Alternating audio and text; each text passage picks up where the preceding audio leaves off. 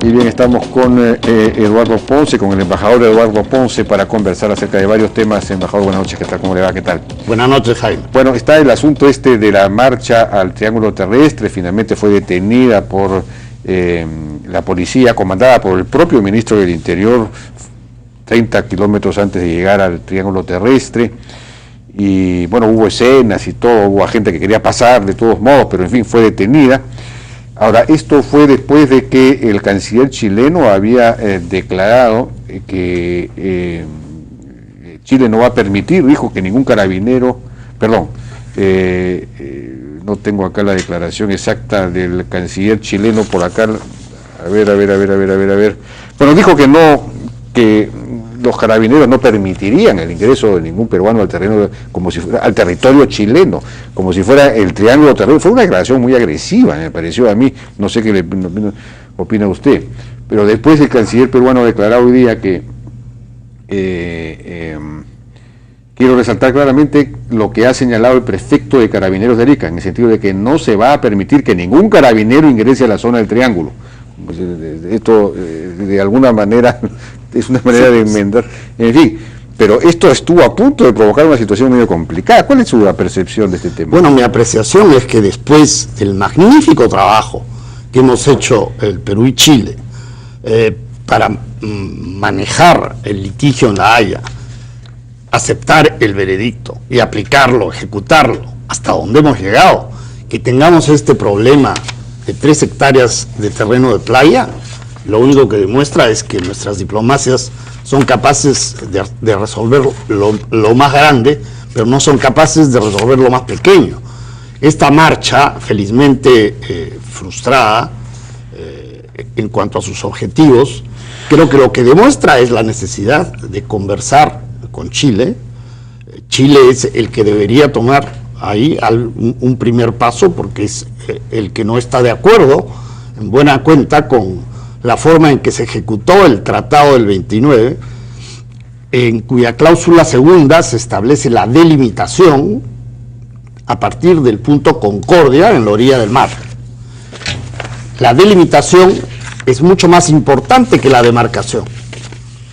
Hay fronteras que no tienen demarcación en algunas zonas, pero el artículo segundo establece la delimitación, y eso es lo que importa como línea de separación entre los dos países. Eso es efectivamente, aquí tengo el acta final de la Comisión Mixta Demarcadora, el párrafo segundo dice: la línea de frontera demarcada parte del Océano Pacífico en un punto de la orilla del mar, ¿no?, situado a 10 kilómetros hacia el noroeste del primer puente sobre el río Utah de la vía férrea de Arica a La Paz y termina en la cordillera andina, de modo tal que esto es algo perfectamente identificable. Es cuestión de trazar 10 kilómetros a la orilla del mar y ese es el punto Concordia, ¿no es cierto? Claro, pero lo que has leído es el artículo segundo del Tratado de Lima de 1929, o sea que es mucho más importante todavía.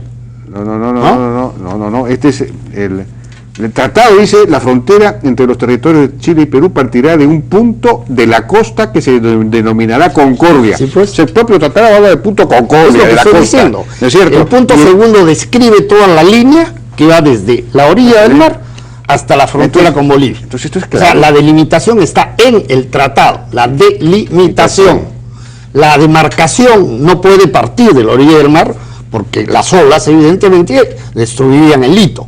Entonces el hito número 1 es un punto de referencia, pero la delimitación, que tiene mayor valor que la demarcación, está en el artículo segundo del mismo tratado. Pero eso es fundamental. Sí, en el artículo segundo, pero lo que yo leí primero es el párrafo segundo del acta de la Comisión Mixta. Que es un documento de ejecución, pues. Que es más claro todavía que el tratado, pero la línea de frontera demarcada es parte del Océano Pacífico, en un punto de la orilla del mar, que es el punto Concordia, situado a 10 kilómetros hacia el noroeste del primer puente. O sea, agarrar el puente, trazar 10 kilómetros a la orilla, ese es el punto. Entonces es una cosa que... Claro, lo que pasa es que ese punto no se pudo... Y no es razonable señalarlo por coordenadas, porque tú imagínate dónde estaba la bajamar en 1930 y dónde está ahora. El mar es una cosa que varía completamente y todo el tiempo, ¿no? Entonces, Lo importante es que pero ese los 10 punto está kilómetros señalado son en los el 10 tratado. kilómetros son 10 kilómetros. Porque Así sí, es, son un arco, punto. etcétera. Entonces,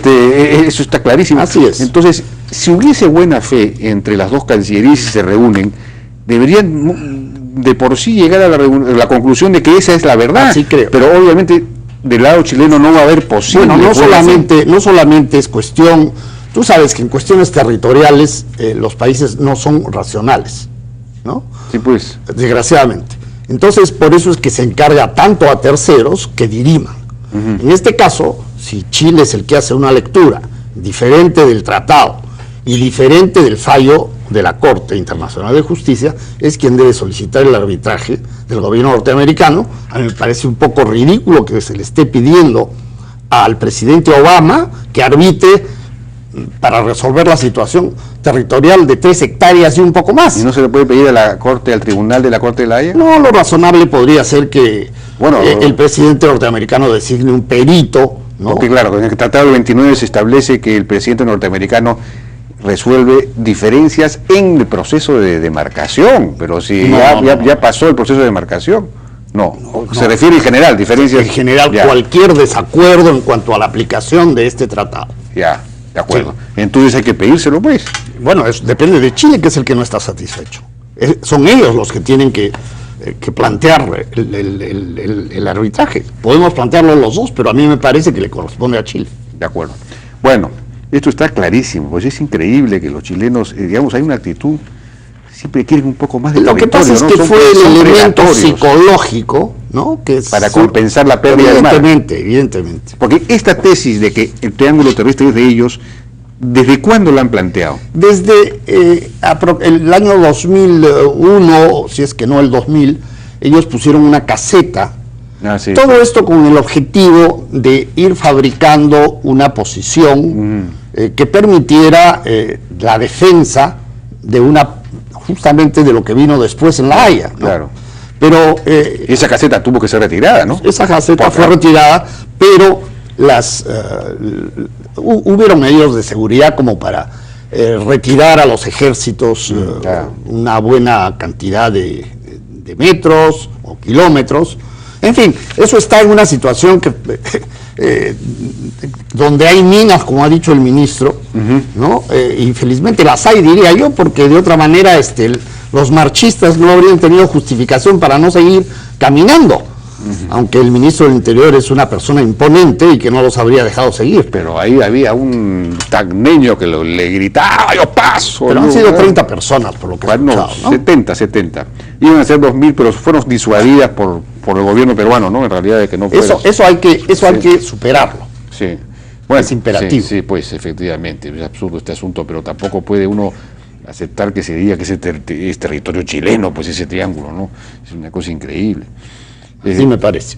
Bueno, el asunto Diego García Sayán, la candidatura de Diego García Sayán, ya presentada por el Perú, ¿no? Para la Secretaría General de la OEA. Hay toda una discusión interna acerca de esta candidatura, evidentemente no hay consenso. ¿Cuál es su opinión acerca de esta candidatura? Buena. Si bien yo soy el entrevistado, déjame hacerte una pregunta, permíteme. ¿Tú dirías que Chile se ha prestigiado con José Miguel Insulza como secretario general de la OEA? No. Bien. ¿Y tú crees muy mal. ¿Tú crees que hay alguna razón para pensar que las condiciones políticas en el hemisferio han variado como para que a un secretario general peruano le vaya bien y distinto que a Insulza? Bueno, ha habido una cierta variación porque Venezuela perdió algo de poder, ¿no?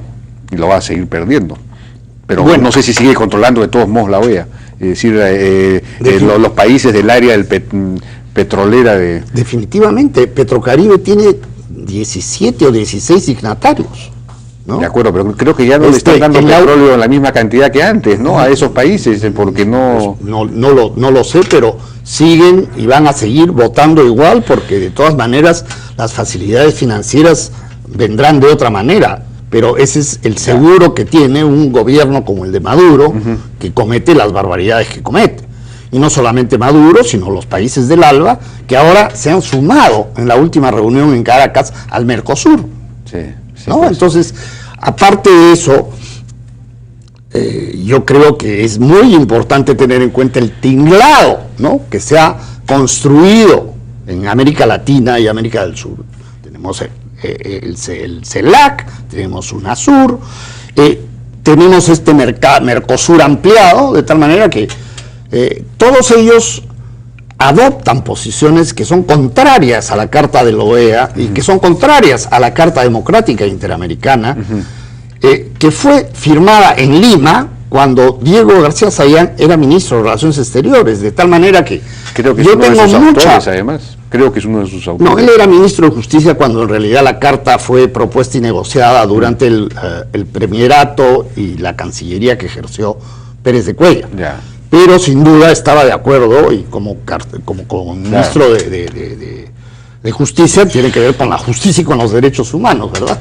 Entonces, para él sería particularmente humillante, creo yo, que no se pudiera restablecer la obligatoriedad de la Carta Democrática Interamericana, conjuntamente con los principios de proteger a la democracia representativa que establece la OEA.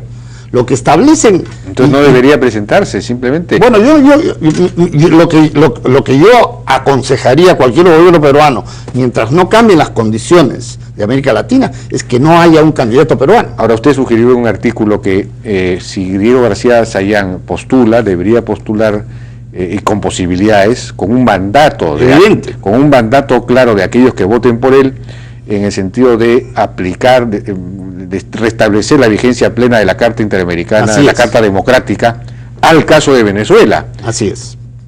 Ahora, ¿será verdad lo que dice Oppenheimer, que ha estado cortejando los votos de los países bolivarianos, compitiendo con Almagro, digamos, que es el otro candidato uruguayo en eso? ¿Será verdad? Porque me parecería descalificante, ¿no? Sí, pues, me parecería descalificante, porque si el propio candidato se va a poner a negociar las que van a ser sus posiciones en un supuesto ejercicio con los países que justamente quebrantan los principios de la OEA y de la Carta Democrática Interamericana, claro, entonces estamos empezando no solamente con el pie izquierdo, ¿no?, sino con el infierno. Eso no podría ser. No. Esta idea de que una candidatura del Perú esté amparada en un mandato suficiente, no solamente es mía, es una idea que ha sido también expresada por Alan Wagner claramente, y es totalmente consecuente con la posición internacional del Perú y la coherencia que exige una política exterior. ¿Cómo puede ser posible que el Perú se mantenga indiferente y que adopte en UNASUR decisiones diferentes de las que adopte en la OEA? Tú debes acordarte, por ejemplo, que nuestro representante permanente en la OEA, hace no mucho tiempo, planteó una opinión consultiva sobre el tema justamente de la libertad de prensa, que no es uno de los más populares entre esta masa de países que secundan a Venezuela. Y te acuerdas cómo aquí surgió una especie de debate sobre si el gobierno estaba o no de acuerdo con esa posición, que terminó calificándose de posición personal. Sí. Pero el artículo 64 de la Carta establece que a cualquier país le corresponde el derecho, así como al secretario general, de solicitarle a la Corte Interamericana de Derechos Humanos una opinión consultiva. Una opinión consultiva que yo creo que procede absolutamente, pero en cuanto a la obligatoriedad prevalente de los derechos y obligaciones de la Carta Democrática Interamericana sobre aquello que se acuerde en el CELAC, en UNASUR, en el Mercosur o donde quiera que sea. Sí, pues seamos coherentes y consecuentes. Muy bien, la posición entonces es muy clara. Muchísimas gracias, embajador. Con todo el gusto, por su participación en la Hora N. Vamos a una pausa, regresamos ahora con Luis Valdivieso, presidente de la Asociación de AFPs. Tema, ¿debe o no postergarse o suspenderse el aporte de los independientes a las AFPs? Regresamos.